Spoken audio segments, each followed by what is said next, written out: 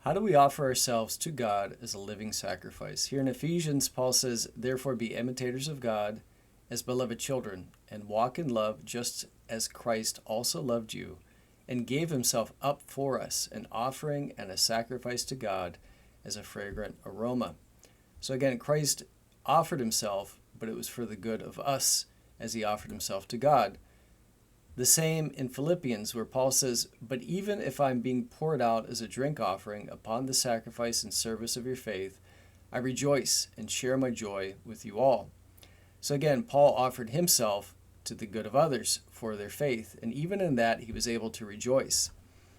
So in Romans 12, we know he says, "Therefore I urge you, brothers and sisters, by the mercies of God, to present your bodies as a living and holy sacrifice acceptable to God, which is your spiritual service of worship.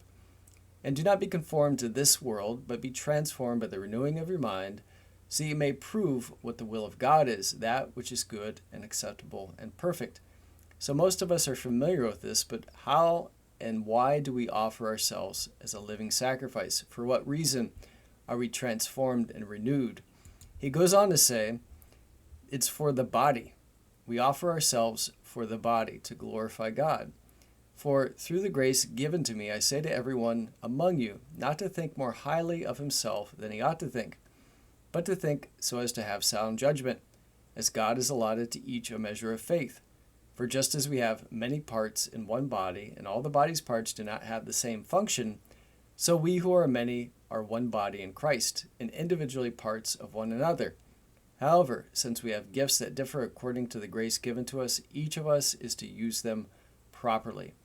So again, as we are renewed, as we offer ourselves, we're giving and imitating God and Christ by offering ourselves to others as well.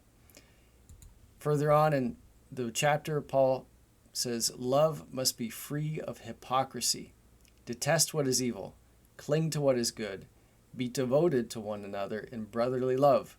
Give preference to one another in honor, not lagging behind in diligence, fervent in spirit, serving the Lord, rejoicing in hope, persevering in tribulation, devoted to prayer, contributing to the needs of the saints, practicing hospitality." All of these involve sacrifice. All these involve us offering ourselves to others. This is how we serve God and offer ourselves to him as a sacrifice. Lastly, he says, "Bless those who persecute you, bless and do not curse." Yet another offering and sacrifice to put others before us. So this is good insight in how we offer ourselves to God as a sacrifice. Take care.